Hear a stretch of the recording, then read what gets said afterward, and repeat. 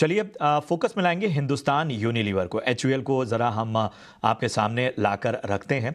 और हम देख रहे हैं कि आज 1.25% का जो है वो प्रेशर यहाँ पर नज़र आ रहा है। क्या ये करेक्शन किसी तरह का मौका हो सकता है? क्योंकि जो बड़ी कंपनियां हैं, एम स्टॉक्स हैं, उसमें एंट्री का मौका हमारे तमाम निवेशक खोजते रहते हैं। संतोष जी, ज़रा एचयूएल पर अपनी राय दीजिए।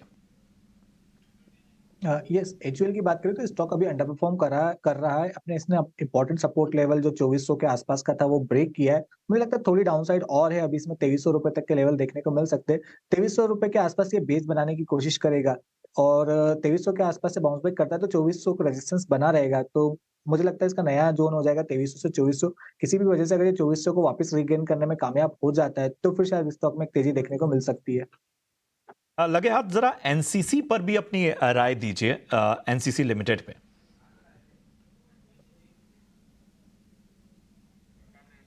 जी Santosh ji, okay. NCC limited पे जरा अपना नजरिया दीजिए। ओके, एनसीसी की बात करें तो ये स्टॉक अच्छे मोमेंटम में बना हुआ है। आज ऊपर से थोड़ा सा प्रॉफिट बुकिंग जरूर आया है, लेकिन इसका आप स्ट्रक्चर देखोगे तो अपने 20 दिन के मूविंग एवरेज को बहुत अच्छे से रिस्पेक्ट करते हुए चल रहा है।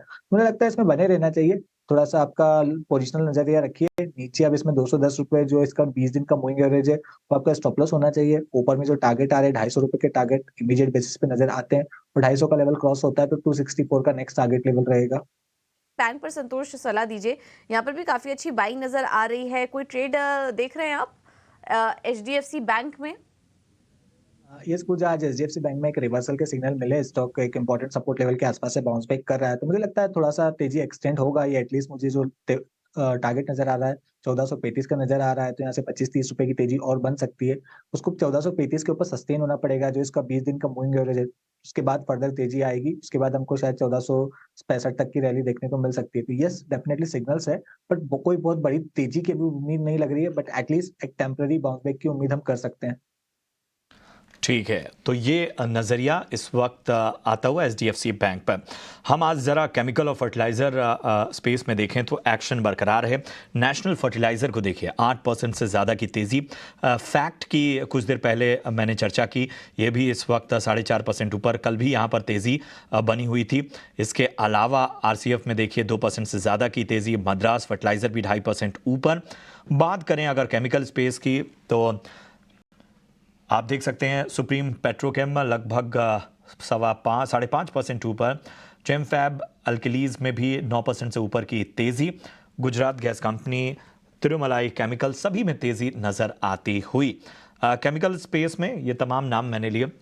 वैशाली जी, कुछ पसंद आ रहा है आपको? क्या नजरिया बन रहा है फर्टिलाइजर और केमिकल स्पेस के लिए? डेफिनेटली आपने ठीक कहा, बिकॉज हम भी ये सब सेक्स स्टॉक्स पे ध्यान दे रहे थे और हमने रेकमेंड भी किया है। NFL that is National Fertilizers हमने कल ही रेकमेंड किया और वहीं से हमने 10% का रिटर्न भी एक्सपीरियंस किया है। बट हैविंग सेड दैट अभी भी ये एक व्यू पॉजिटिव बन रहा है। आई थिंक जिन्होंने नहीं लिया है वेट फॉर अ डिप या अक्यूमुलेट करते रहिए 95 के स्टॉप लॉस के साथ। और ट्रेडिंग टारगेट रहेगा 120 125। और इसके अलावा आप देखेंगे जो पोजिशनल ट्रेड लेना चाहेंगे वो है जीएनएफसी चंबल फर्टिलाइजर्स। ये भी टेक्निकली वेरी वेल प्लेस्ड। एक बार रन अप शुरू होता है तो जीएनएफसी की बात करें 630 का अच्छा 630 का एक अच्छा सा सपोर्ट बन चुका है। और I think 200 day moving average का भी एक सपोर्ट है। तो यहीं से अगर हम बाउंस एक्सपेक्ट करें तो 730 750 का टारगेट मिल सकता है। तो ये सब स्टॉक्स मुझे लग रहे हैं कि अच्छे से पिकअप आने चाहिए। ओके, तो ये है सलाह फर्टिलाइजर स्टॉक्स पर। और इस बीच हम देख रहे हैं कि ऑयल एंड गैस सेक्टर में भी अच्छी तेजी है। एचपीसीएल, बीपीसीएल, आईओसी, ओएनजीसी, यहाँ पर भी शानदार तेजी दिखाई दे रही है। संतोष जी, कोई ट्रेड नजर आ रहा है आपको इस स्पेस में? गेल भी देखिए करीब 5.5% ऊपर अभी आ चुका है, और बाकी सारे स्टॉक्स भी हमने हाईलाइट किया। आईओसी में 3.5% की तेजी। क्या कोई ट्रेड इनमें से किसी कंपनी में दिखाई दे रहा है आपको? यस, मेरा ओपनिंग ट्रेड में एक ओएनजीसी का ट्रेड था ही, वो तो करना ही चाहिए। और रत्नेश जी ने आपको गेल का कॉल ऑप्शन सजेस्ट किया। मुझे लगता है कि ओएमएमसी पे भी अभी तेजी बनी है, तो आईओसी पे भी नजर रखिए। ये स्टॉक भी अपना जो पुराना हाई लगाया था 197 का, वो रिटेस्ट करते हुए नजर आएगा, तो यहाँ पे खरीदारी कर सकते हैं। आपके लिए स्टॉप लॉस रहेगा 187.5 का, ऊपर में टारगेट रहेगा 198,204। ठीक है, तो ये नज़रिया इस वक्त आता हुआ इन स्टॉक्स पर। कल भी हमने होटल स्टॉक्स को अपने रडार में रखा था, आज भी ज़रा देखिए, आज भी तेज़ी बरकरार है, ख़ासतौर पे रॉयल ऑर्चिड होटल्स और EIH एसोसिएटेड होटल, इसके अलावा महिंद्रा हॉलीडेज़, तेज़ी का रुख बना हुआ है। संतोष जी, होटल स्टॉक्स पर कोई ख़ास नज़रिया आपका? यस, हमने होटल स्टॉक्स में एक अच्छा मोमेंटम देखा था। EIH की बात करें तो इसमें एक अच्छी रैली आई थी बीच में। आप लास्ट वेडनेसडे को एक बड़ी रैली आई थी, उसके बाद स्टॉक करेक्ट हुआ और अब फिर से चलने को तैयार है, तो इस स्टॉक पर नजर रखिए। ये स्टॉक और तेजी दिखा सकता है। ऊपर में इमीडिएट जो टारगेट नजर आ रहा है वो है इसका 425 का। 425 क्रॉस करता है तो 450 तक की भी अपसाइड देखने को मिल सकती है। कोई खरीदारी करता है तो उसके लिए स्टॉप लॉस रहेगा 395 का। तो 395 के स्टॉप लॉस के साथ तेजी करने की सलाह आपको EIH में दी जा रही है।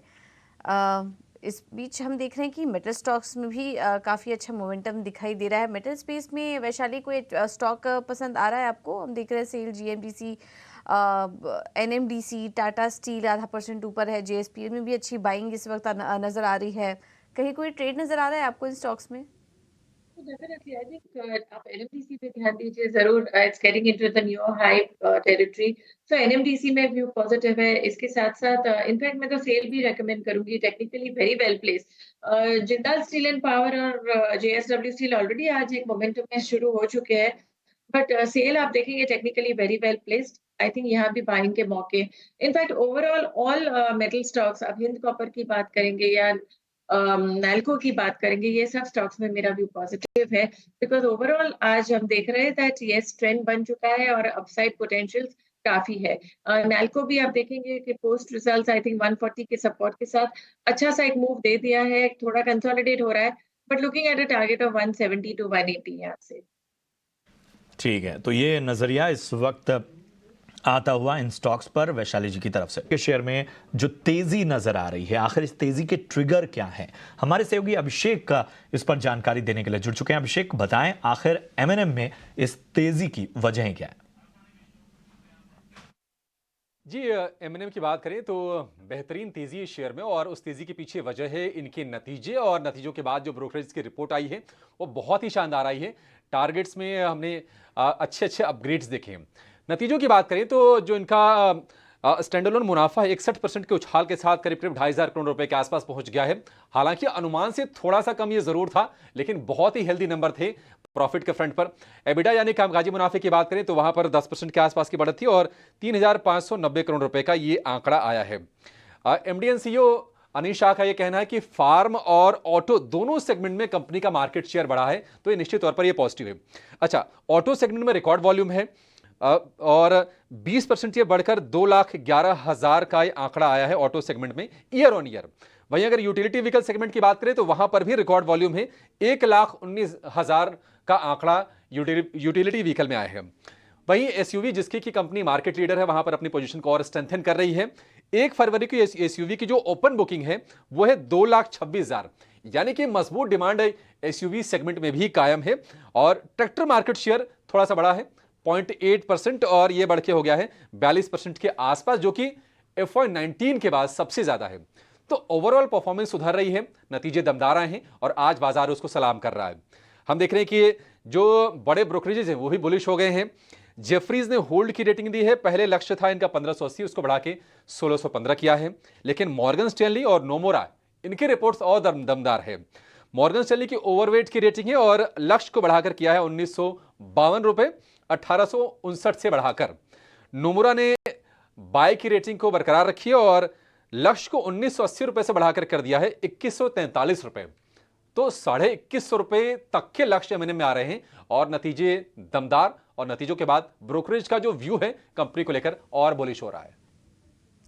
बिल्कुल, तो 1952 के लक्ष्य और सबसे बड़ा टारगेट देख रहे हैं नमूरा 2000 के ऊपर का लक्ष्य यहाँ पर M&M के लिए। तो ब्रोकरेज रिपोर्ट्स भी पॉजिटिव निकल कर आ रही हैं, काफ़ी बुलिश हैं स्टॉक पर, और इस वजह से हम देख रहे हैं आज का टॉप निफ्टी गेनर है महिंद्रा एंड महिंद्रा।